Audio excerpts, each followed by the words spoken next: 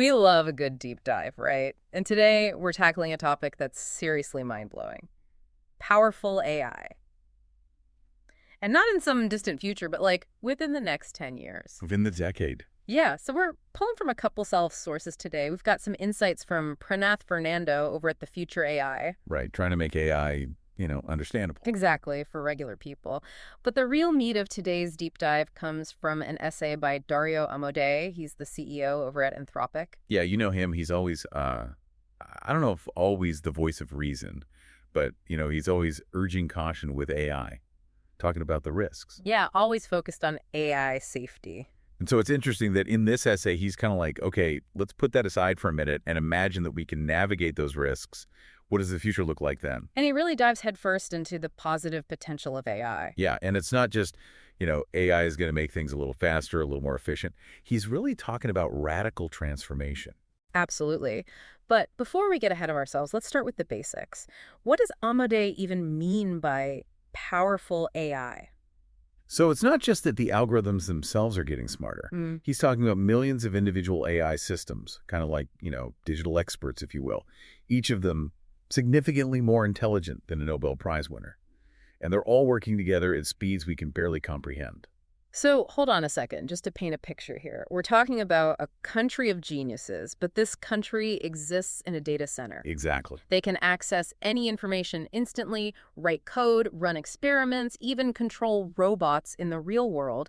And they're doing this at speeds 10 to 100 times faster than any human could. It's like having, a million Einsteins all collaborating 247 Mind blow. to solve all these problems. It is, and that leads into, I think, one of the things that Amodei really pushes for in this essay is this idea of the compressed 21st century. The compressed 21st century. What does that even mean? It means that the next 5 to 10 years of progress, especially in fields like biology and medicine, could be the equivalent of 50 to 100 years of progress if we didn't have this level of AI. So we're talking about a century's worth of breakthroughs crammed into a single decade. Exactly. That's the idea. Okay, now we're talking. Give me the specifics. What could we see change in those 5 to 10 years? Well, let's start with healthcare. Amodei believes that with powerful AI, we could potentially eradicate most infectious diseases. Think about it. We've already gotten rid of smallpox. We're on the verge of eradicating polio. Right. AI could be the key to, knocking out all of these diseases that have plagued us for centuries. Wow. Okay, so what about the big one? Cancer. Amodei is optimistic there, too. He believes that AI can help us understand cancer at a level of detail we can't even imagine right now. We could be talking personalized treatments tailored to your specific genetic makeup. So it becomes a manageable disease instead of a death sentence for millions of people. Exactly. It's incredible. So it's not just about curing diseases, though. It's about aging itself. Can AI help us live longer, healthier lives? Yeah, so Amodei suggests that AI could even help us double the human lifespan. Wow. Think about the progress we made in the 20th century, right? Life expectancy just shot up thanks to sanitation, antibiotics, public health. Right. Amodei thinks we're on the cusp of a similar leap forward. I need a minute to process all that. Yeah. Eradicating diseases, doubling lifespans, it's a lot. It makes you think, too, if our bodies are getting an upgrade, what about our minds? Oh, yeah, that's another area where Amodei sees huge potential for AI. He thinks it could revolutionize neuroscience and mental health. You don't hear about that as much. Everyone's always talking about robots and self-driving cars. But the inner world, our thoughts, our emotions, like how we experience the world, can AI really make a difference there? He argues it can. I mean, think about it. A lot of the breakthroughs we've had in neuroscience, it comes down to tools and techniques, right? Yeah. We develop a new way to measure brain activity, and suddenly it's like, boom, unlocking all these mysteries that we haven't been able to figure out. And Amodei thinks AI can be that tool for neuroscience. So, like, what kind of breakthroughs are we talking about here in terms of mental health? He's talking about things like cures for PTSD, depression, schizophrenia. Oh. These are conditions that cause so much suffering. Right, and a lot of times treatment's not that effective. Exactly. So AI could help us come up with totally new therapies, ones that can target the specific, neural pathways that are involved. It could be life-changing. Absolutely. So, I mean, that's the really debilitating stuff. But what about just, like, everyday challenges, like trouble focusing or anxiety, that kind of thing? Can AI help with that too? He seems to think so. Yeah. He believes AI could help us develop personalized interventions for a whole range of cognitive and emotional challenges. So, imagine, like, you could get a treatment that's tailored to you for procrastination, anxiety, if you have trouble sleeping. It'd be like having a personal brain trainer. Yeah, exactly. Helping you optimize your mental well-being. Okay, so, that's the future I can get behind. But you know me, I got to ask the tough questions. Yeah. So all this potential is super exciting, but will everyone actually benefit?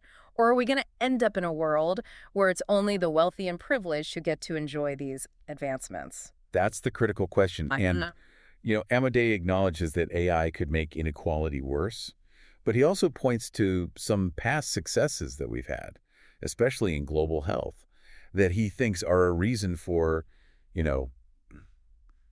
maybe cautious optimism.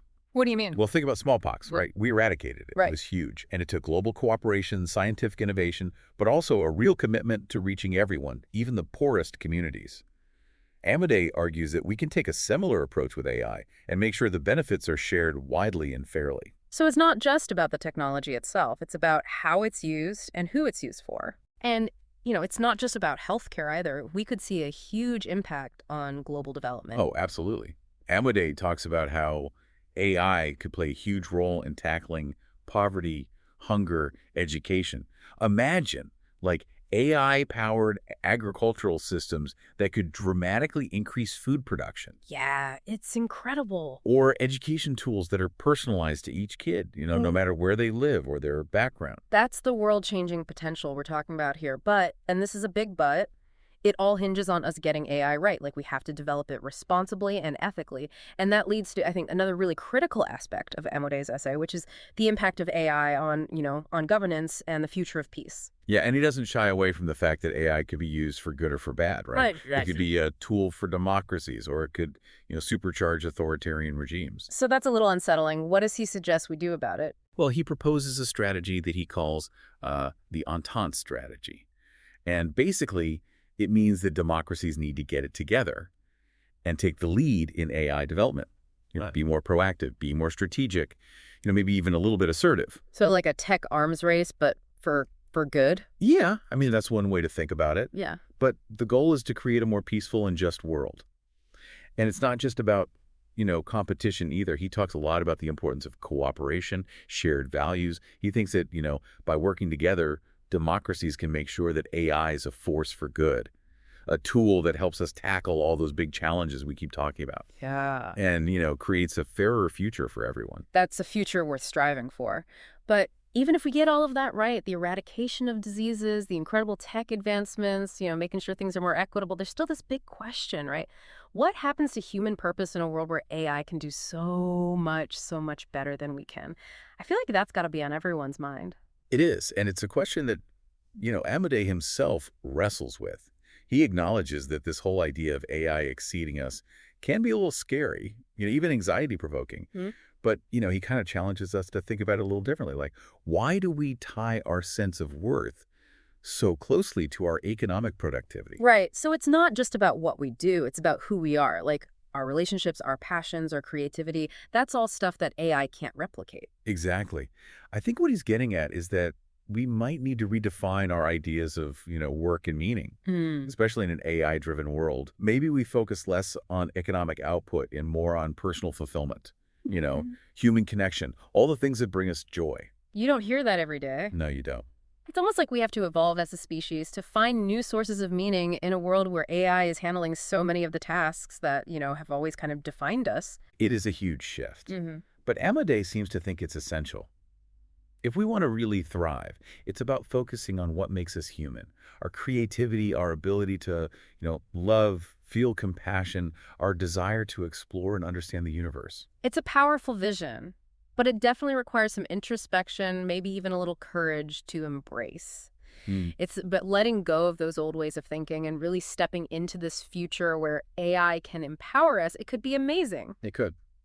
But Amadei's not naive about it. He's very clear that this future isn't guaranteed. It's a choice, and we have to make it together. He's basically saying we're at a crossroads. We can either be passive and just let this technological revolution happen to us, or we can be a part of shaping it. We have agency. We have a choice. And that brings us to, I think, the heart of his message, which is hope. He really believes that a better future is possible, one where AI empowers us to solve our biggest problems and create a fairer world for everyone. It's not like a naive hope. It's a hope that's grounded in, really understanding both the good and the bad when it comes to AI. He's laying down the challenge, right? Like, we have this incredible opportunity, but it's up to us to actually do something with it. And it's not just, the tech people or the politicians. It's all of us. Yeah, he's saying we all have a role to play in this AI future, whether it's, learning more about this stuff ourselves, Right. talking about it with other people, thinking about the implications, or even like advocating for policies that promote responsible AI development. All of that matters. It's easy to feel kind of powerless in all of this, like this is just happening to us. But Emide's essay really drives home the point that, no, we have agency here. We get a say in how this plays out. Yeah. And he doesn't just leave us with this, vague sense of responsibility. He actually lays out what he thinks is a winning strategy, like a path forward, Okay. where AI development is guided by, our values as humans. So what does that look like, practically speaking? He talks a lot about compassion, cooperation, a thirst for knowledge, this commitment to fairness and equality, all those, core human values that have driven progress through our history. Right. And I think what he's saying is that we need to embed those values into AI development from the very beginning. So it's not just about the algorithms. It's about who we are. Exactly. It's easy to lose sight of that, I think, with all the, the hype and the fear around AI. Like, oh, the robots are going to take over. Right.